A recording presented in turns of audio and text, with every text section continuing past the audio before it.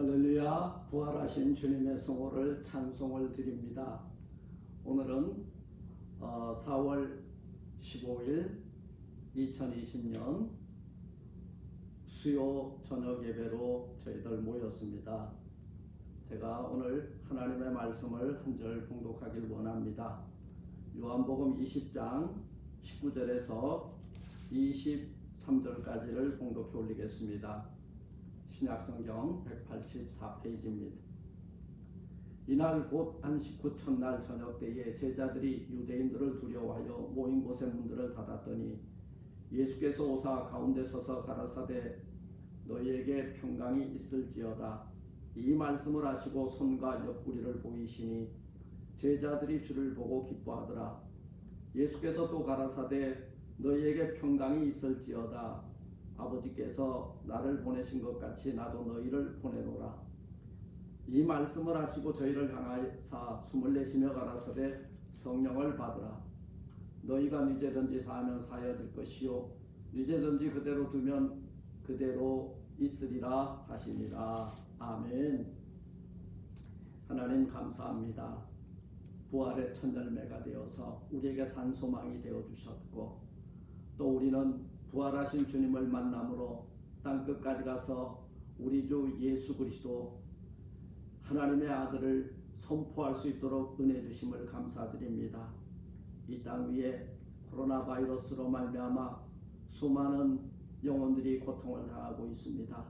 하나님 이 밤 하나님의 말씀을 듣는 저희들 되게 하시고 하나님을 향하여 그 얼굴을 들게 하시고 아버지 하나님 오늘 이 밤에 은혜를 베푸시되 이 땅에 취하는 광선을 바라여 하나님 온전한 예배를 회복하여 아버지께 영광 올릴 수 있도록 이 땅에 있는 많은 교회들과 성도들을 기억하시고 복내려 주옵소서. 환자들이 있습니다. 참으로 어찌할 바를 알지 못하는 저희들 어루만져 주시고 피 묻은 손으로 치료하여 주시고 의로운 해를 부어 주셔서 저희들 자리를 떨고 일어나게 하시고 온역이 거두어지고 하나님께 영광 올리는 저희들 되게 하여 주옵소서. 예수님 이름으로 감사 기도드리옵나이다. 아멘. 아멘. 할렐루야. 우리 예수님은 부활의 첫 열매가 되셨습니다. 부활 이후에 많은 사람들을 만나셨는데요. 부활의 주님을 만난 사람들이라고 하는 제목을 가지고 이 시간 함께 은혜를 나누고자 합니다. 사랑하는 성도 여러분, 예수님의 부활을 믿으십니까? 오늘 부활의 주님을 만난 사람들이 어떤 변화의 삶을 가지게 되었는지 살펴보면서 함께 은혜를 나누고자 합니다. 막달라 마리아가 안식 후 첫날 저녁 때에 유대인들이 두려워하여 모인 곳의 문들을 닫았더니 사람들은요 예수 그리스도께서 부활하신 주님을 만나지 못하게 되면 어떤 일을 하는가 보니까 문을 걸어 잠그더라는 거예요. 그런데 그 마리아가 예수 안식 후 첫날 이른 아침 새벽 미명에 어디에 달려갔냐면 예수 그리스도의 무덤으로 달려갔습니다. 무덤에 달려가서 보니까 돌이 무덤에서 옮겨간 것을 보고 깜짝 놀랐죠. 그래서 베드로와 예수의 사랑하시는 제자들에게 가서 이 사실을 알립니다. 베드로와 그 다른 제자가 달려 무덤으로 갈 때 베드로가 좀 늦었던 모양이에요. 다른 제자가 베드로보다 더 빨리 달려서 그 무덤에 이르러 보니까 세마포와 그리고 수의가 나란히 놓여 있는 것을 보게 됩니다. 그때 무덤에 먼저 왔던 그 다른 제자들도 들어가 보고 아하, 뭘 믿었어요? 예수님의 시신이 계시지 아니한 것을 보고 믿었어요. 그런데 9절에서 우리가 읽진 않았습니다만은요, 저희는 성경에 그가 죽은 자 가운데서 다시 살아나야 하리라 하신 말씀을 아직 알지 못하더라. 이에 두 제자가 자기 집으로 돌아가고 부활하신 주님을 아직 못 만났어요. 그런데 마리아는 계속 무덤 밖에 서서 울고 있더니 울면서 굽부려서 무덤 속을 들여다보니 이제 여기에서 최초로 부활하신 예수님을 만나는 한 여인이 되게 되는 것입니다. 예수께서 15절에 가라사대 여자여 어찌하여 울며 누구를 찾느냐 하시니 마리아는 그가 동산지기인 줄 알고 주여 당신이 옮겨갔거든 어디 두었는지 내게 이르소서 그리하면 내가 주님의 시신을 가져가리다. 이렇게 마리아가 말을 했는데요. 예수님께서 마리아에게 말씀하시기를 마리아야 할 때 돌이켜 히브리 말로 라보니여 이는 선생이라. 너무 깜짝 놀라서 바라다 보니까 동산지기가 아니라 누구냐 하면 묘지기가 아니라 바로 부활하신 예수님이었다는 거예요. 얼마나 기뻤으면 예수님을 안으려고 덤벼들었습니다. 그때 예수님께서 나를 만지지 말라. 그 베드로와 그 제자들은 예수님의 빈 무덤을 보고 갔는데 마리아는 오늘 이 새벽에 안식 후 첫날 그날에 누굴 만났냐 하면 바로 부활하신 예수님을 만났다는 사실입니다. 부활하신 예수님을 만나게 되면 어떤 일이 일어나느냐 우리에게 첫째, 부활하신 주님을 만나게 되면 우리의 슬픔과 애통함은 물러가고 기쁨이 찾아옵니다. 기쁨이 찾아오죠. 오늘 마리아가 그 빈 무덤에서 예수님을 만나고 여러분 염려와 근심과 걱정과 한숨과 눈물이 뭘로 바뀌었을까요? 기쁨으로 바뀌었죠. 깜짝 놀랐지만 이후에 그에게는 기쁨이 물밀듯이 찾아온 거예요. 예수님은 과연 부활하셔서 잠자는 자들의 첫 열매가 되셨구나. 우리 마리아가 보고 얼마나 기뻤는지 상상이 갑니다. 여러분 두려워 떨고 있는 그런데 이 제자들은 집에 돌아가서 예수님의 시신이 없어진 것을 알고 너무 무서웠던 거예요. 그래서 저들이 어떻게 했어요? 유대인들을 두려워하여 제자들이 모인 곳에 오늘 19절입니다. 문들을 닫았더니 예수께서 문을 닫았는데 그 가운데 들어와 주신 거예요. 그러면서 뭐라 그랬어요? 너희에게 평강이 있을지어다 말씀하고 있잖아요. 이게 무슨 말입니까? 이게 무슨 말이에요? Peace be with you. 평강이 너희에게 함께 있을 것이다. 이렇게 말씀하고 있는 거예요. 부활하신 예수님 만나면 염려, 근심, 걱정, 슬픔, 고통 다 물러가고 우리에게 기쁨이 찾아오게 될 줄 믿습니다. 그리고 또 우리 예수님을 잃어버리고 낙심하여서 고향으로 내려가는 사람들 우리는 기억을 하죠. 엠마로 내려가는 두 제자가 있었습니다.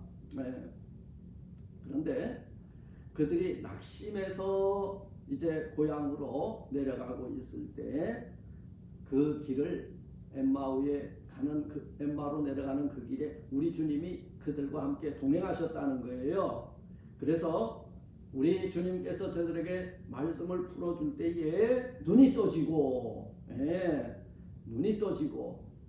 그리고 이 말씀을 풀어주던 이가 바로 우리의 선생님이신 예수님이구나 깨닫게 됐다는 거죠. 돌이켜보니 예수님은 계시지 아니하고 낙향하던 저희들이 다시금 돌이켜서 예루살렘으로 돌아가서 예수님께서 과연 살아나셨다고 외치게 되었다는 사실입니다. 종종 우리들이 이 세상에서 살아나갈 때에 힘들고 어려운 문제에 부딪혀서 낙심 좌절이 찾아올 때 있습니다. 생활 고로 고난을 당할 때가 있습니다. 그리고 자식의 문제로 또 여러 가지 기업의 문제로 밤새도록 잠을 이루지 못하고 뒤척거릴 때가 있습니다. 질병으로 고통당할 때 있고 직장 문제, 진로 문제, 수많은 문제에 봉착을 합니다. 이런 문제들은 우리의 기쁨을 빼앗아가고 두려움과 염려와 근심에 시달리게 합니다. 그러나 이 어떤 염려, 근심, 걱정거리보다도 우리에게 있어서 죽음이라고 하는 것은 우리가 도무지 넘어갈 수 없는 절망이죠. 그런데 오늘 죽음을 이기시고 부활하신 예수님 우리에게 찾아와 주셨다는 거예요. 찾아오셔서 뭐라 그랬어요? 너희에게 평강이 있을지어다. 예. 여러분 문을 꼭 걸어 잠그고 유대인들은 그 얼마나 무서웠어요. 제자들이 유대인들을 두려워하여 모인 곳에 문을 닫았는데 그 가운데 우리 예수님이 찾아와 주셨다는 거예요. 우리 부활하신 주님은요, 시간과 공간을 초월하시는 살아계신 하나님이신 줄 믿으시면 아멘. 요한복음 16장 20절에 예수님은 말씀합니다. 너희는 곡하고 애통하겠으나 세상은 기뻐하리라. 우리가 왜 곡하고 애통해요? 우리 예수님을 잃었기 때문이에요. 그런데 세상은 그 아들을 십자가에 못 박고 아주 난리가 났죠. 너희는 근심하겠으나 너희 근심이 도리어 기쁨이 되리라. 이렇게 말씀하고 있습니다. 지금은 너희가 근심하나 왜요? 예수님께서 십자가에 달려 이렇게 허망하게 돌아가시니까 근심이죠. 그러나 내가 다시 너희를 보리니 너희 마음이 기쁠 것이요 너희 기쁨을 빼앗을 자가 없느니라. 할렐루야. 이것이 부활의 기쁨이고 이 부활의 기쁨을 빼앗을 자가 없다고 말씀하고 계신 것입니다. 여러분, 예수님께서는 죽음을 이기시고 부활하심으로 제자들에게 약속하신 대로 뭘 가져다 주셨어요? 기쁨을 충만케 하여 주고 계신 것이 부활하신 주님을 만나는 자들이 누리는 은혜요 축복인 줄 믿습니다. 둘째, 부활의 주님을 만나게 되면 우리의 죽은 영이 소생이 됩니다. 예수님께서 모든 사역을 마치시고 승천하시기 전 예수님께서는 제자들에게 한 가지 약속을 하셨습니다. 요한복음 14장 이후에 보면 계속해서 우리에게 약속해 주는 게 있어요. 그것이 바로 보혜사 성령입니다. 요한복음 7장 39절에 보면 예수께서 아직 영광을 받지 못하신 고로 성령이 아직 저희에게 계시지 아니하시더라. 그러면 성령은 언제냐? 예수님께서 영광을 받으신 이후에 우리에게 보내줄 것이라는 거예요. 그러면 아직 예수님은 하나님의 영광을 받지 못하셨는데 그 영광이 뭐냐 하면 바로 십자가에 죽으신 이후 사흘 동안 무덤에 계시다가 그 영광에 참여하게 되는데 그것이 뭐냐면 부활이라는 거예요.